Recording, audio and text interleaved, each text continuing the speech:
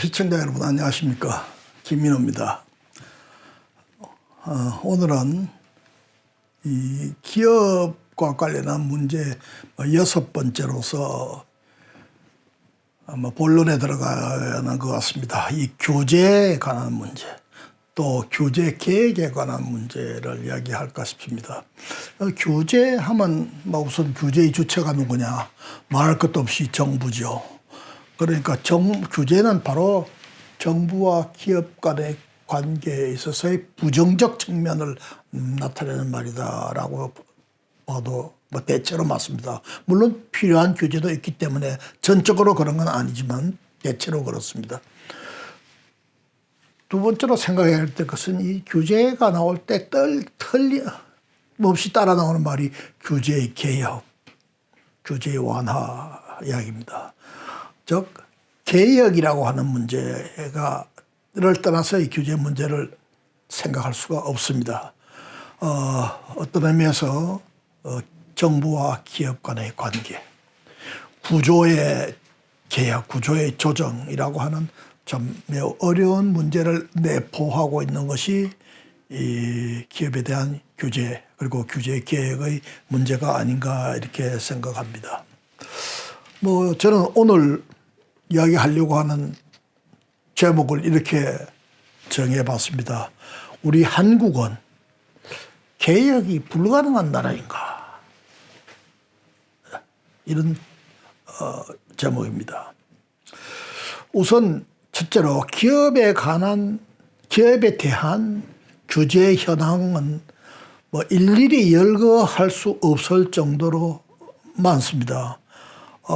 거미줄 같은 규제 속에서 이루어지는 것이 한국의 기업 경영이다. 저는 이렇게 이야기를 합니다. 기존에 있던 규제가 완화되는 징후는 거진 없습니다.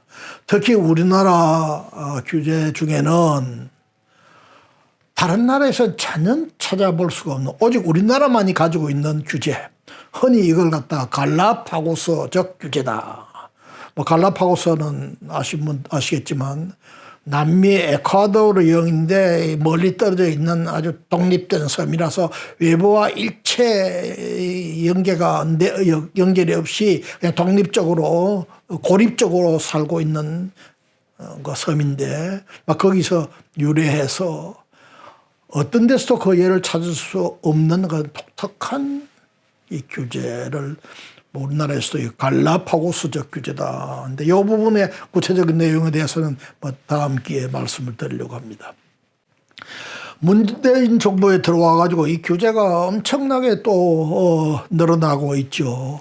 그동안은 제가 쭉 이야기하면서 언급한 내용들만 해도 주 52시간제, 최저임금의 급격한 인상, 노사관계에 있어서의 새로운 규제의 창설, 부동산 투기 억제를 위한 24번에 걸친 부동산 투기 억제 정책을 쓰면서 창설된 새로운 규제들, 공정경제 3법, 소위 공정경제 3법을 통해서 또 새로운 규제의 창설, 중대재해기업처벌법 이라고 하는 참 이름조차 별로 유쾌하지 않은 법을 만들므로써 기업에 가해지는 엄청난 규제, 이런 것들이 다 이 정부에 들어와서 이루어지고 있는데, 제가 걱정하는 것은 다른 정부 때는 그래도 한쪽으로는 규제를 창설하면서 한쪽으로서는 규제를 완화하거나 없애야 된다 하는 노력도 같이 병행해서 추진을 해왔어요.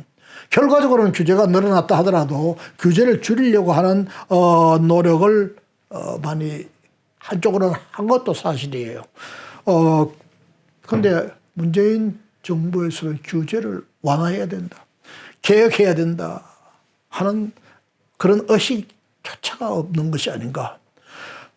과거부터 존재해왔던 규제개혁위원회라고 하는 뭐 총리와 민간인 한 사람이 공동위원장을 맡아서 하는 이 규제개혁위원회가 문재인 정부에 들어와서 활동했다고 하는 걸 흔적을 별로 찾아볼 수가 없습니다.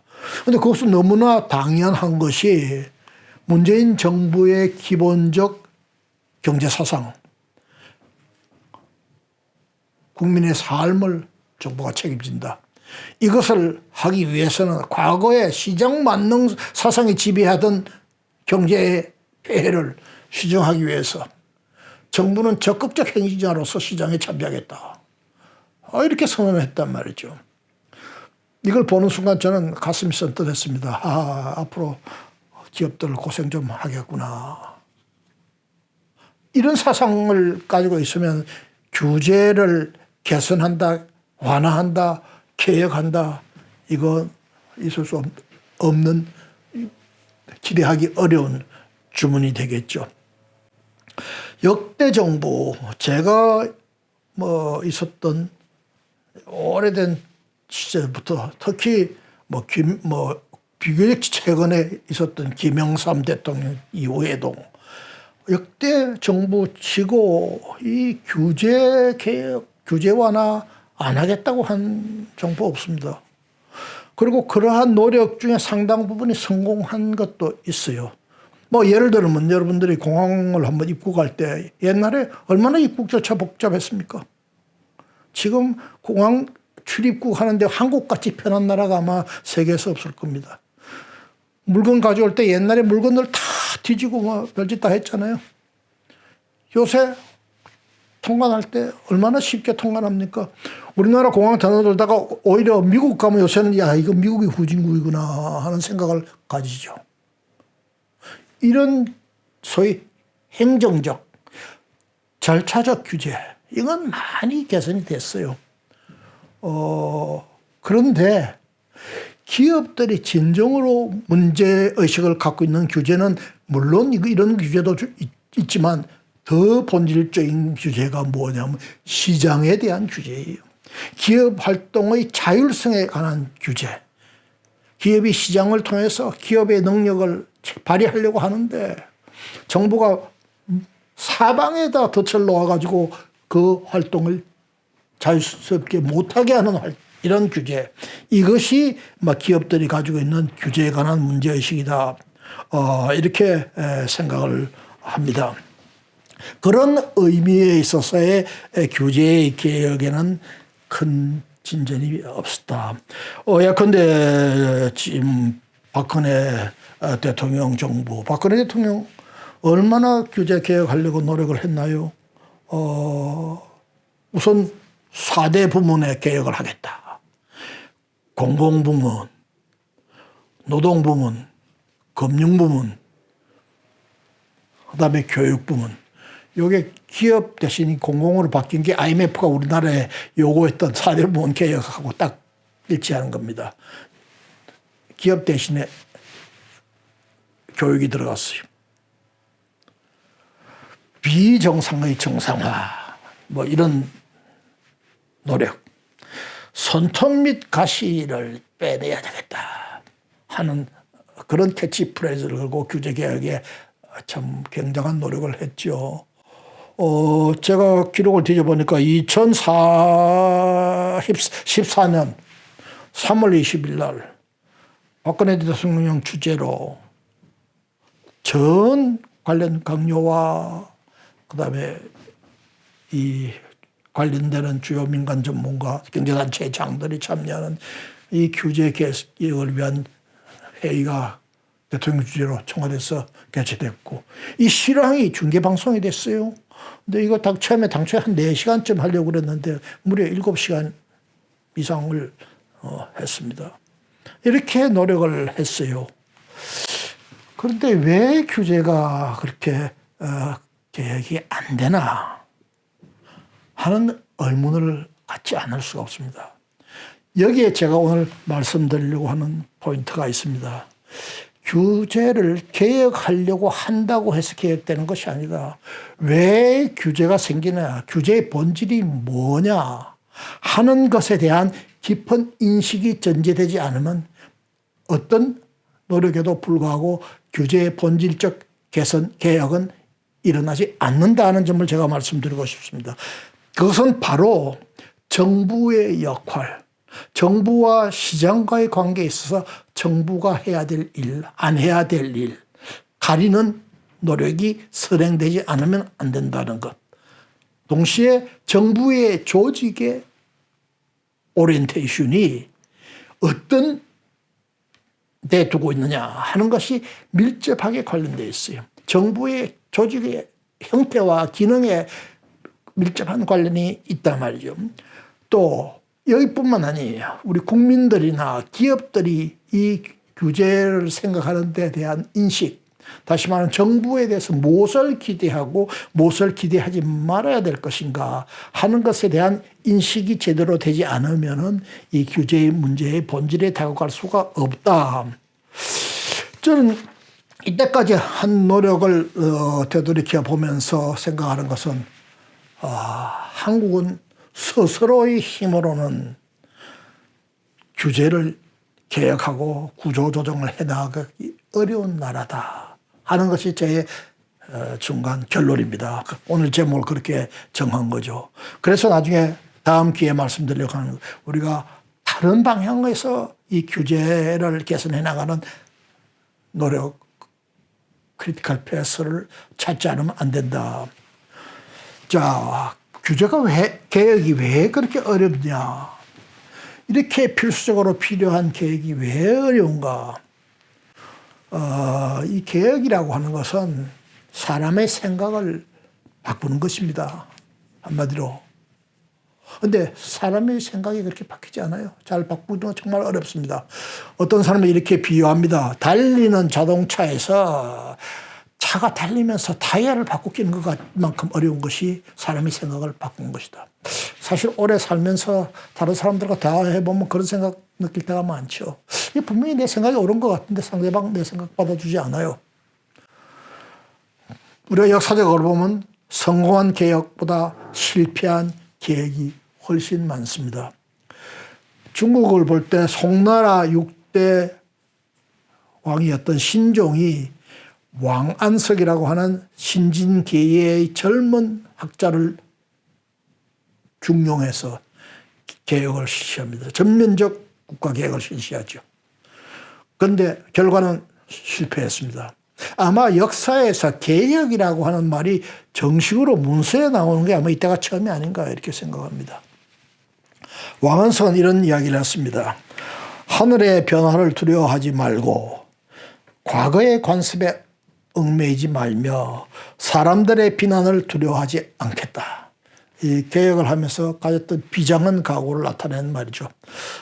그래서 이 얼마 전 중국의 총리를 지냈던 원자바오 총리가 이 말을 자주 인용했다고 합니다. 우리나라도 이에 못지않은 그래서 이 중국 때 신종은 왕안석의 개혁이 실패로 끝나고 나는데 이렇게 이야기했어요. 개혁은 창업보다 어렵다. 우리 조선조에서는 중종 때 조광조라고 하는 학자를 등용해서 그 당시에 뿌리 박혀있는 이 사회 정부의 모든 구학을 개혁하려고 한 그 시도가 있었죠. 뭐 결과적으로 실패로 끝났습니다. 조광조는 처형당 이런 결과가 초래됐는데 이것을 볼 때 개혁이 얼마나 어려운가. 토니 블레어 전 영국 총리는 우리나라 매일경제신문이 매년 개최하는 세계 지식포럼 15년에 개최된 회의에 참석을 했는데 저도 그 회의에 그 당시 무역협회 회장으로 참여했습니다. 이런 이야기 했어요. 개혁은 지옥 같은 싸움이다. 이런 이야기를 했습니다. 이렇게 개혁은 어렵습니다. 이 개혁이 성공하기 위한 조건이 뭘까? 제가 이렇게 생각을 해볼 때 첫째로 개혁의 올바른 방향을 설정해야 되겠다. 이건 너무나 상식적인 이야기입니다. 강력한 비전과 리더십을 가진 지도자가 개혁 의지를 가지고 추진해야 되겠다. 뭐 당연한 이야기입니다. 근데 개혁을 할 때 개혁의 저항 세력이 아닌 국민을 향한 소통, 그래서 국민적 지지, 이것이 있지 않으면 어렵다. 넷째로 각 경제 주체의 경쟁력 강화와 구조조정이 일상적으로 이루어지는 그러한 요인이 제공되는 사회 제도를 갖추는 것이 필요하다. 다시 말하면 개혁을 하겠다고 해가지고 어느 날부터 오늘부터 개혁한다가 아니고 그런 개혁이 사회에서 수시로 저절로 이루어지는 사회적 제도. 예를 들어서 사회의 기득권자, 이해대립, 구조적인 여러 가지 문제가 저절로 개선되어 가는 사회적 구조를 갖추는 게 중요하다. 그것이 제가 끊임없이 강조하는 경제에 있어서는 시장 경제다 하는 겁니다. 시장 경제적 구조화에서만이 가능하다. 이런 어려움이 있습니다. 오늘날 있어서 개혁의 방향은 뭘까? 뭐 나라마다 다 조금씩 차이는 있습니다만은 대체로 각국이 추구하고 있는 개혁의 방향을 볼 것 같으면 시장 경제의 원리에 맞지 않는 제도, 어떤 경제적 필요성에 의해서 단기간이나 혹은 장기간에 도입되어 있던 그런 제도와 정책을 시장 경제의 원리에 맞게 다시 복귀하는 것, 이것이 개혁의 대체적인 내용이 되고 있다 하는 점에서 공통점을 찾을 수가 있습니다. 한국의 경우도 저는 이것이 예외가 아니라고 생각합니다. 우리 특히 한국 경제가 가지고 있는 여러 가지 위기적 요소, 구조적 문제의 본질을 생각할 때 더욱 그렇습니다. 한마디로 이야기하면 시장 경제로 돌아가야 된다. 가다. 이것이 개혁의 본질이 돼야 된다 하는 이야기입니다. 또 조금 바깥을 내다보면서 하고 싶은 이야기는 우리 식대로 사는 것이 아니고 세계 식대로 살자 하는 이야기죠. 이 북한에 가보면 제가 언젠가 한번 이야기한 적이 있습니다만은 참 구호가 난무하는 사회예요. 사방에 다 구호. 금강산에 가면 써다 못해서 그 다음에 바위를 다 쪼어서 구호를 새겨 넣는데 그 수많은 구호 중에서 제가 딱 의미 있게 받아들인 구호가 하나 딱 있어요. 뭐냐? 우리 식대로 살자. 우리 식대로 살자. 이 북한 지도자들 혹은 북한 사람들 자기네들 식대로 살면 잘 살지 못한다는 알고 있죠. 즉 앞에 이런 말이 생략되어 있는 거죠. 못 살더라도 우리 식대로 살자. 왜? 우리 식대로 살지 않으면 이 체제를 유지할 수 없으니까. 그럼 우리 식대로 살자고 하는 것은 누구의 희망일까요? 북한 지도자들, 북한의 집권층의 김정은 비롯한 집권층의 희망이지 이것이 국민의 희망이 될 수 있을 건가? 인민의 희망이 될 수 있을 건가? 그러나 우리는 그런 사회가 아니지 않습니까?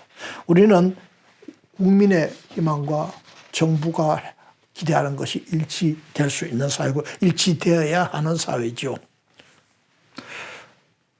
그런 관점에서 보면 우리 공공부문, 노동부문, 금융부문, 교육부문 다 시장적 원리 내지는 세계식 글로벌 스탠다드라고 하는 관점에서 보면 고쳐야 될 게 너무너무 많단 말이죠.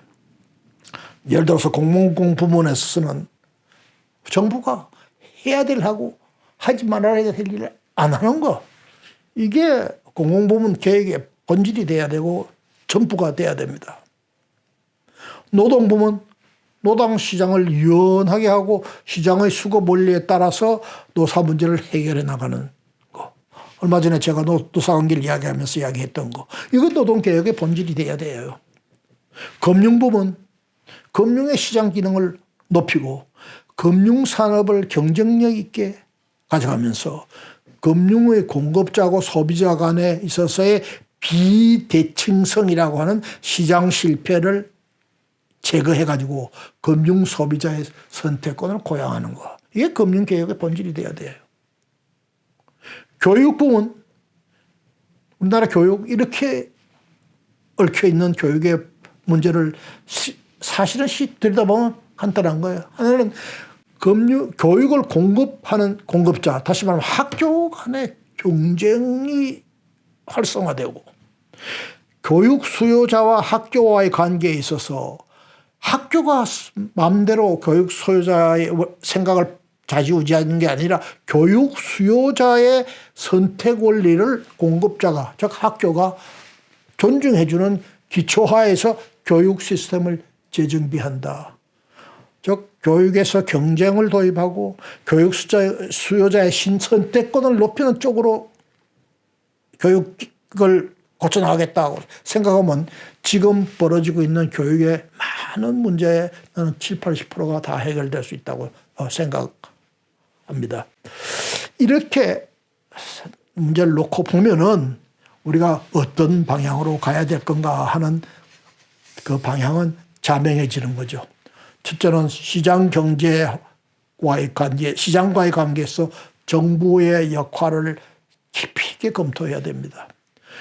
두 번째는 정부의 조직을, 이 정부의 조직이 시장을 활성화하고 시장을 기능을 돕는 게 아니라 시장의 기능을 저해하는 그런 정부 조직이 얼마나 많고 그런 기능이 얼마나 많은가.